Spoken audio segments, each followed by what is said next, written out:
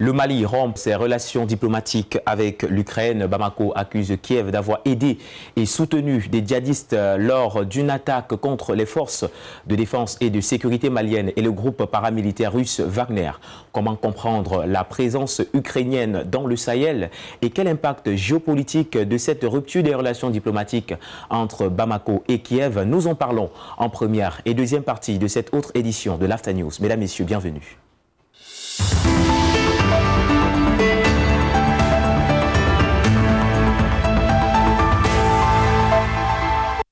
C'est toujours un plaisir de vous retrouver, Dr Cole François. Vous êtes notre consultant permanent. Bonsoir et bienvenue. Bonsoir Pythagore, bonsoir à tous nos millions de téléspectateurs pour leur confiance renouvelée. Chaque fois que cette personne, nous sommes contents de savoir qu'ils s'empressent à venir nous écouter. Voilà, Issa Hayatou, l'un des plus grands dirigeants du football africain, a perdu la vie des suites de maladies ce 8 août du côté de Paris. À 78 ans, il aura été président de la FECAFOOT, président de la Confédération africaine de football pendant plusieurs années.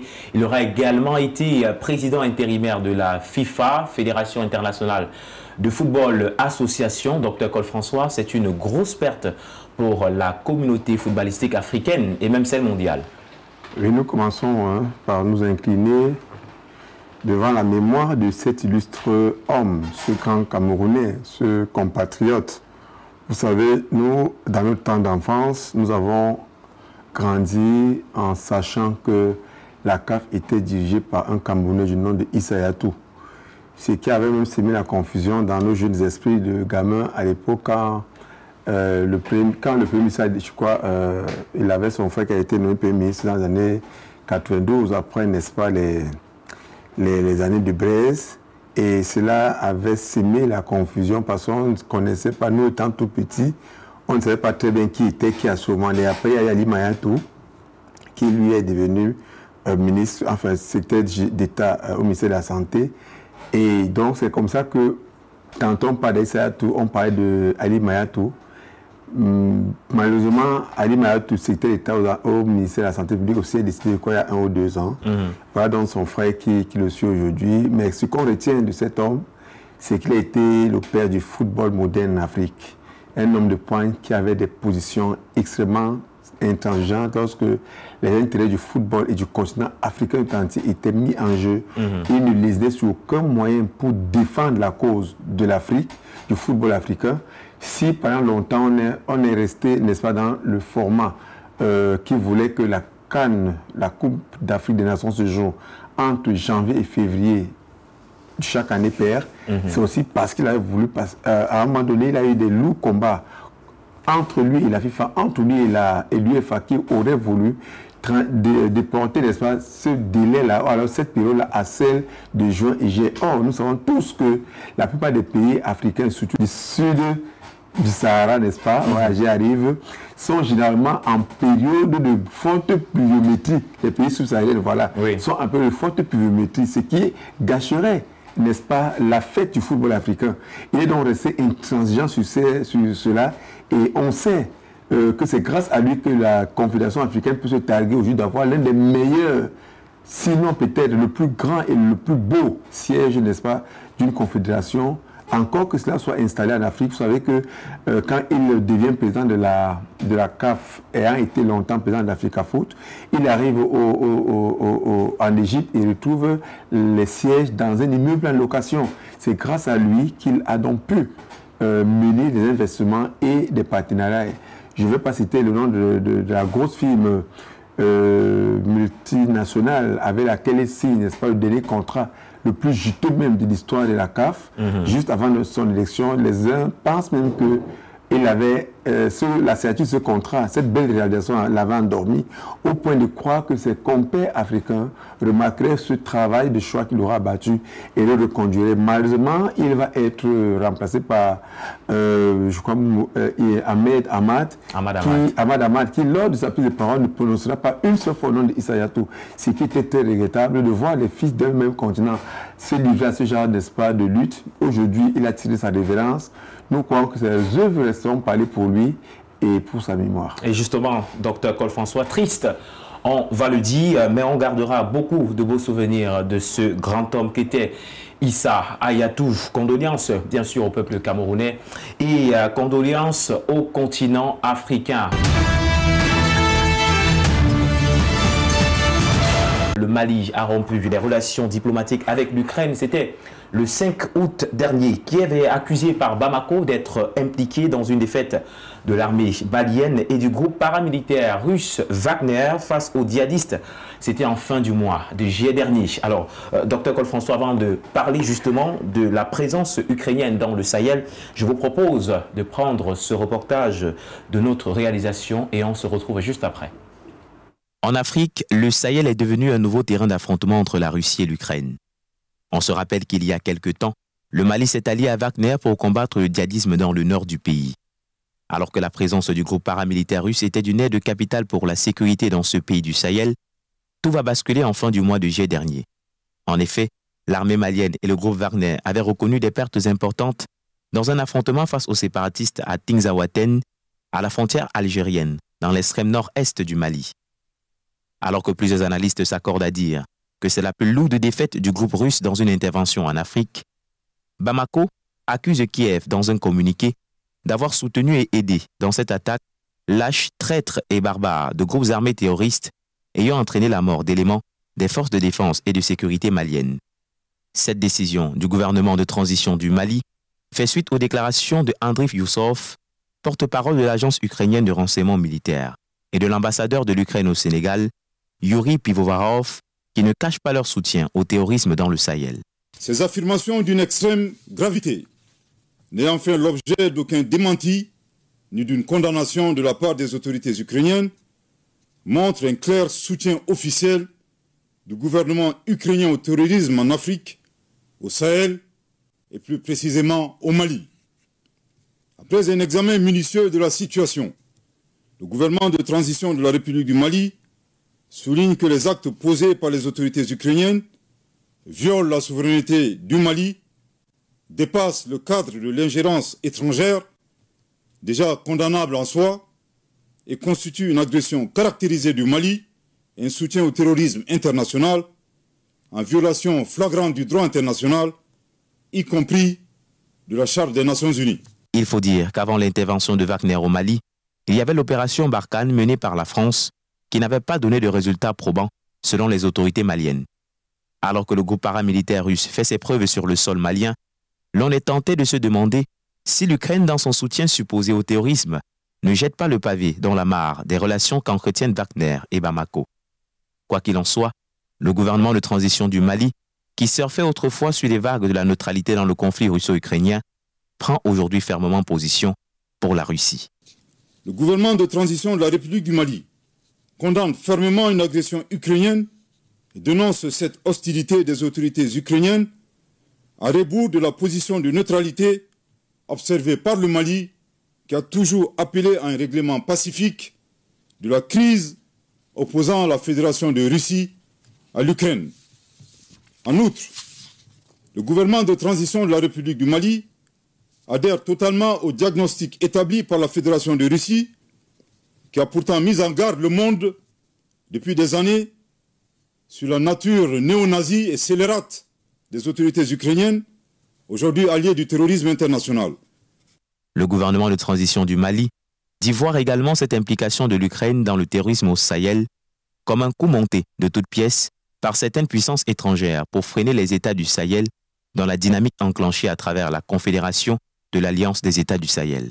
Le gouvernement de transition de la République du Mali note que cette agression entretenue par l'Ukraine s'inscrit dans le schéma plus large de certains acteurs qui soutiennent activement et instrumentalisent les groupes armés terroristes coalisés à des groupes rebelles à des fins hégémoniques et néocoloniales et pour briser la dynamique d'émancipation, de reconquête de la souveraineté et du développement socio-économique enclenché par la Conférence des États du Sahel, AES.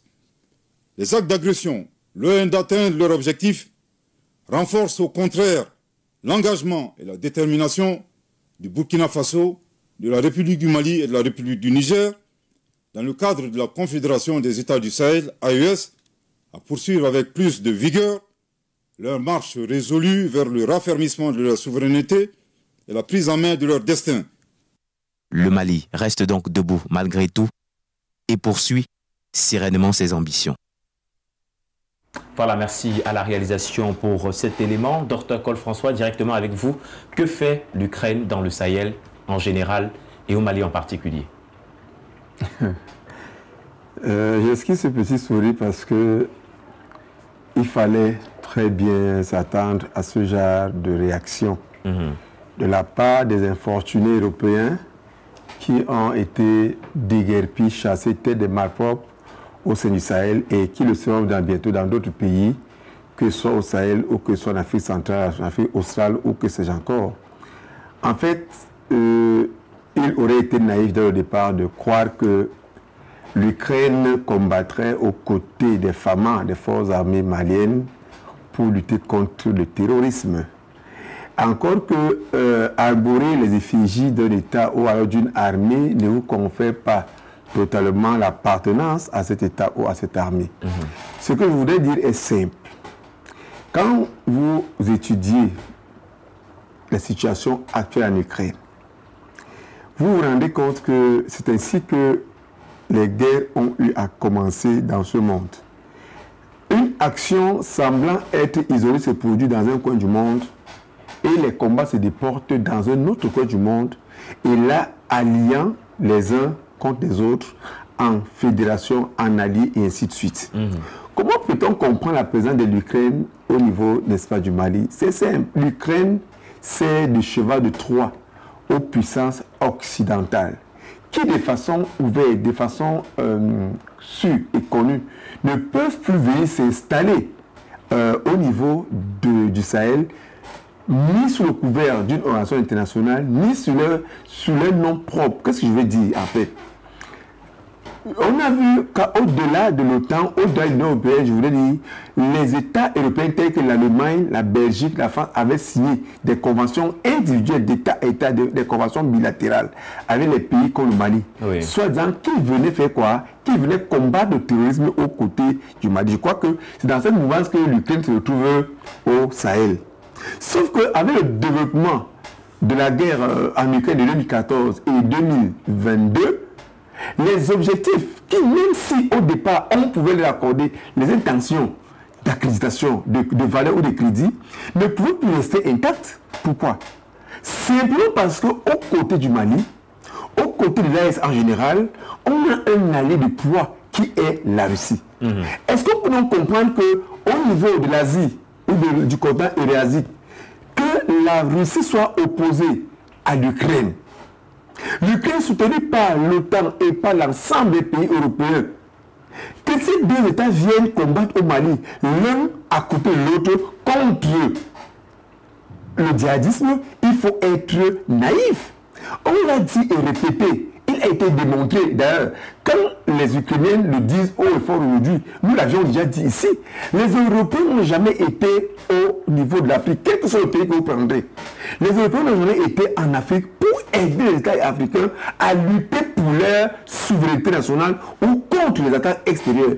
Est-ce que les djihadistes, est-ce que vous avez dit qu'il y avait une industrie d'armement au Sahel? Toutes ces armes viennent de quelque part qui n'est pas en Afrique. Et sûrement, les mêmes fournisseurs d'armes des États sont les mêmes qui fournissent des armes aux djihadistes. Donc, l'Ukraine n'est qu'en train de jouer le rôle de support des États européens. Et je dis même que derrière l'armée irakienne, l'Ukrainienne ne serait pas surpris de retrouver d'autres nationalités. Puisque quand on les voit tous habillés, ils sont tous des blancs, des belges, je ne sais pas trop quoi. Mais au fond, il peut y avoir 5% de ressources de l'Ukraine. Et que la majorité, n'est-ce pas, des éléments de ces armées-là soient plutôt composés, soit des Français, soit des Anglais, soit des Américains, parce qu'on sait très bien le camouflet qu'ils ont reçu de la part des États de l'AES. Et aujourd'hui, je l'avais dit ici, il est difficilement crédible qu'on pense que les Américains et les Français vont rester tranquilles. Donc, cette attaque survient quelques jours seulement après la déclaration de Niger, qu'on appelle la capitale du Niger, là, de Niamey, oui, où les États du Sahel décident de devenir une confédération. Il faut donc porter un coup pour fait peur à la population. Docteur Cole-François, parlant justement de ce coup, on veut comprendre quel est le but. Et là, je relève deux questions pour vous, Docteur Cole. Est-ce que, premièrement, la présence de l'Ukraine au Mali est un coup monté par plusieurs autres puissances occidentales pour déstabiliser justement les pays du Sahel dans la dynamique qui a été enclenchée par ceux-ci? Déjà, il faut le reconnaître, les Ukrainiens ont été utilisés par leurs frères occidentaux. Oui. Et permettez-moi peut-être de faire une petite virgule. Est-ce que vous pouvez comprendre à quel point les États ou la politique internationale est truffée d'hypocrisie? Comment pouvez-vous imaginer qu'un État comme le Mali, le Niger, l'État comme le Mali, le Niger, ou le Burkina Faso, disent qu'ils veulent prendre leur destin de souveraineté en main, se battre pour rendre leurs frontières sécurisées, l'intérêt des populations sécurisées, parce que en fait, la mission de l'armée, c'est de protéger les hommes et des biens. Bien, oui. Au moment où on s'attendrait à ce que l'ensemble de la communauté, ce qu'on a souvent appelé communauté internationale, même l'État de façon individuelle, au moment où on s'attendait donc qu'il y ait une synergie vraie autour de ces États-là, on se rend plutôt compte qu'on va monter des petits suppôts, des petits éléments, des petites bandes, des petits voyous pour venir déstabiliser ces États. Et maintenant, si à la face du monde, on se rend compte que les États sont faibles, qu'est-ce que ces Occidentaux gagnent? Mais en réalité, ils voudront se repositionner en disant quand nous étions là, c'était pas le cas. Depuis qu'on a foutu la porte, voilà donc ce qui arrive. Chère population, sachez que ces gens qui disent qu'ils vont vous protéger ne seront pas capables de le faire. Revenez vers nous, mais c'est un leurre. Docteur Cole-François, est-ce que c'est contre le peuple malien? Est-ce que c'est contre les peuples du Sahel? Ou alors c'est contre les Russes? Parce qu'on sait que depuis que Wagner est également arrivé au Sahel et au Mali, il y a des résultats qui suivent. Mais l'opération Barkhane, justement menée par les Français, n'ont accouché qu'une souris.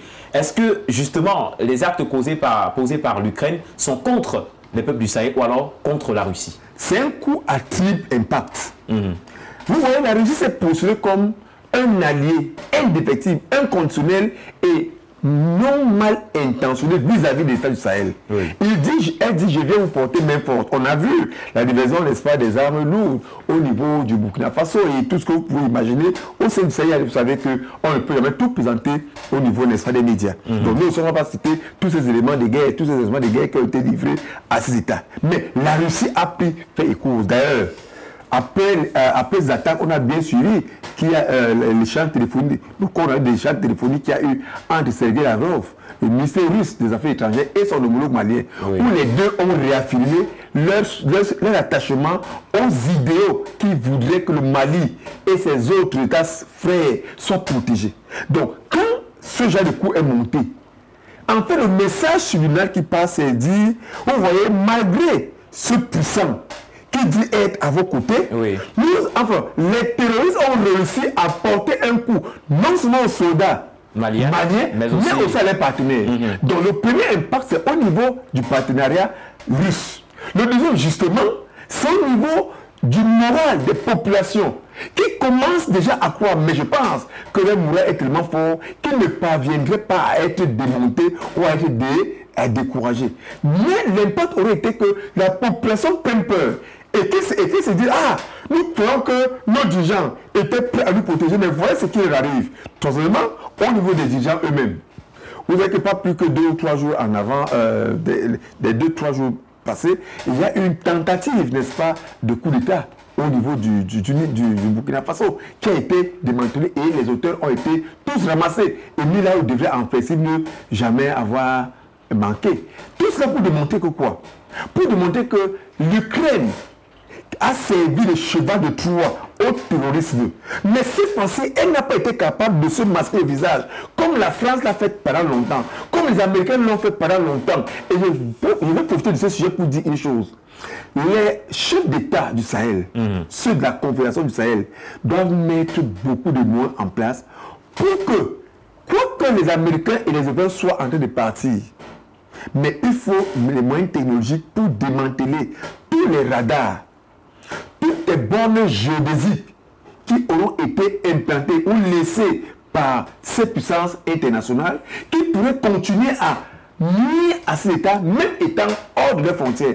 Encore quand je dis hors de leurs frontières, je ne dis pas hors comme si on allait très loin aux États-Unis. On sait très bien que la table de Tizawaten, c'est l'une des frontières beaucoup plus proches de l'Algérie. Oui, bien sûr. Et jusqu'aujourd'hui, l'Algérie et la Mauritanie n'ont pas encore réellement pu faire écose pour la confédération du Sahel. Ils ont question que, dès que le nettoyage sera mené, que ces États puissent sécuriser toutes leurs frontières nord. Ceci permettrait à ce que, même si les suppôts auraient voulu s'installer après le départ de leur maître colon, que la possibilité soit réduite et que ces États puissent retrouver la pleine et totale souveraineté de l'État du Sahel. Voilà, Dr Cole-François, justement, vous avez évoqué au passage l'impact sur le plan géopolitique que cette rupture des accords diplomatiques entre Kiev et Bamako peut engendrer. On va revenir justement sur cet impact-là, mais ce sera en deuxième partie de cette édition de l'After News. On va marquer cette petite pause en transition et se retrouver juste derrière.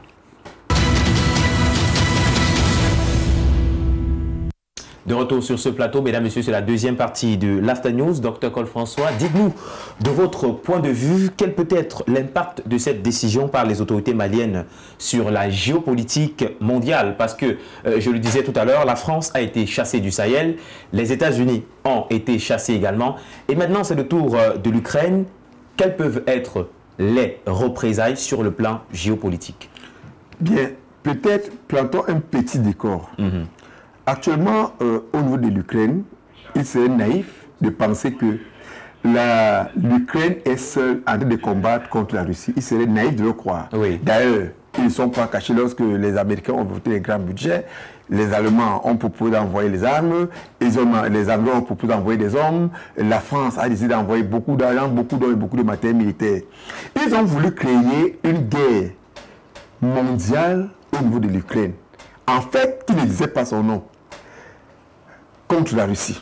La Russie, ayant une supériorité stratégique, territoriale et même maritime sur ce côté de la planète, a réussi à contenir et à neutraliser tous les efforts extérieurs menés par l'Ukraine et ses alliés. Maintenant, c'est un prétexte en fait. Les Occidentaux, qui ont toujours été mus par la veine sanguinaire, c'est-à-dire qu'ils sont essentiellement obnubilés par l'envie de verser du sang. Parce qu'ils pensent que c'est au travers de ces actions-là qu'ils parviendraient à dompter le monde entier. Ce sont non dit. Maintenant qu'on est incapable de combattre la Russie au niveau de l'Ukraine parce que de par sa superficie, de par sa position stratégique, de par ses conquêtes sur le terrain, ce n'est pas cette victoire au sein, n'est-ce pas, de l'Ukraine. Et si on veut faire ceci, la Russie a ses intérêts au Sahel. Oui. Allons attaquer ses intérêts. Dès qu'elle viendra au niveau du Sahel, nous profiterons de cette déportation pour commencer donc à faire la guerre à la Russie, sachant que la Russie ne se fera pas faire, elle sera obligée d'abandonner l'Ukraine pour revenir combattre au Sahel. Et une fois que cela sera fait, nous rentrons donc au niveau de l'Ukraine, reconquérir les surfaces laissées par la Russie. Sauf que quand vous me posez la question, ce qu'on pourra avoir comme impact, l'impact sera encore beaucoup plus violent. Pourquoi? Parce qu'aujourd'hui, si l'Ukraine a accepté de dénoncer elle-même en reconnaissant sa participation à cette action lâche et regrettable, nul doute qu'en principe, le Mali devrait, si les institutions internationales étaient justes, honnêtes et crédibles, le Mali devrait déjà porter plainte contre cet État. Oui. Malheureusement, ce serait peine perdue. Mais sur le plan local, sur le plan national, il faudrait que non seulement le Mali, mais que tous les autres États de l'AES puissent s'entendre. Pour que, comme ils ont commencé à mener des actions collectives et concertées, que les représentants que le Mali portait contre l'Ukraine, que les répercussions se fassent au niveau, n'est-ce pas, du Niger, au niveau de Burkina Faso, et que, même si ce n'est pas de façon directe, que l'Union africaine, j'ai d'en parler, personnellement, je n'aime pas trop parler de cette organisation parce que, en réalité, on va pas quoi est-ce que nous sert réellement, mais que l'Union africaine et les autres organisations sous-régionales, si la CEDEAO veut qu'elle aussi prenne la parole, mais que cet acte soit condamné par tous les Africains et par tous les organismes, même de la société civile, qui se reconnaîtront panafricaine. Oui. Pour que jamais plus un État ne puisse se permettre ce genre d'insolence, parce que c'est un mépris qui n'a pas de nom. Voilà pourquoi nous disons, jour et nuit, que les Africains gagneraient à établir une souveraineté dans laquelle les Européens ne seront plus des papas et eux des fils, mais eux des partenariats qui sont établis sur les partenariats d'égal à égal, où ils parleront au même niveau avec le même temps. Voilà, merci Dr Cole François. On peut lire justement toute la fureur quand vous parlez de ces choses-là. Ça montre votre panafricanisme. On va sortir justement de cette émission avec cette dernière question, Dr Cole François. Est-ce que le soutien de la Russie suffira à repousser la menace occidentale au Sahel? Toutes les guerres sont basées sur le renseignement prévisionnel. Le renseignement prévisionnel est généralement une action que l'armée mène en concertation avec les peuples, avec la nation, avec les populations. La Russie a déjà beaucoup de volonté, mais il faudrait que les peuples du Sahel puissent se mettre en ordre de bataille autour de leurs leaders. Parce que la lutte, contrairement à ce qu'on avait fait avec les leaders africains après les indépendances, où les Européens prenaient un individu, on l'auréolait, n'est-ce pas, de quelques oripeaux, et lui faisait croire qu'il était devenu le Superman de son État. On lui donnait et femmes, argent, richesse, d'ailleurs, tout ça, c'était, n'est-ce pas, des façades, et qui revenait, commençait à permettre aux Européens de venir extorquer, extérioriser tout ce qu'il y avait comme richesse dans les États. Aujourd'hui, nous voyons très bien, très clairement que les États du Sahel ont en leur tête des jeunes qui ne se battent pas pour eux. Quand vous écoutez le jeune président Ibrahim Boubacar, Ibrahim Traoré, je m'excuse, vous savez, IBK a fait longtemps au pouvoir, on s'est tout familier. Alors, lorsque vous écoutez le discours d'Ibrahim Traoré, c'est un monsieur qui voudrait faire des générations futures, par exemple dans l'État du Burkina Faso, des jeunes, d'une population épanouie, une population fière d'elle, fière d'être africaine, fière d'être burkinabé. Alors, que cet esprit, que cet amour pour l'État puisse arriver au sein, n'est-ce pas, des populations, et que les populations remontent toutes les informations, même si on sait que là, une bonne partie de ces États-là sont dans le désert, et que le contrôle du désert n'est pas évident, mais nous pensons, là maintenant je réponds à votre question directement, la Russie peut apporter, ne serait-ce que sur le plan technologique, une aide énorme. La Russie a quand même des satellites. La Russie a des moyens technologiques très avancés qui peuvent permettre à ce que, mise en collaboration, mise en soutien aux États du Sahel, que ces États aient la capacité, avec les différents états-majors et les différentes présidences, de contrôler les frontières, de maîtriser les voies des hommes et des biens, et surtout les hommes, et cela permettrait de filtrer les entrées, que ce soit au niveau du nord du Mali, du nord du Burkina Faso, ou du nord, n'est-ce pas, du Niger. Merci. Voilà, merci Dr Cole François, justement. Vous savez, c'est notre Afrique, nous allons l'aimer et nous allons la défendre, quels que soient les moyens que nous avons. C'est très important, Dr Cole François. C'est la raison d'être de cette émission l'After News sur Global LTV. Nous sommes arrivés à la fin de ce nouveau numéro. On se donne rendez-vous à la prochaine édition. Dr Cole François, merci d'être passé une fois de plus. Merci, c'est notre façon de nous battre pour que l'Afrique soit souveraine. Alors, on va se donner rendez-vous, comme je disais, la semaine prochaine pour une nouvelle édition de l'After News. Mesdames, Messieurs, passez un excellent week-end en compagnie des programmes de Global LTV qui se bousculent. Bye bye.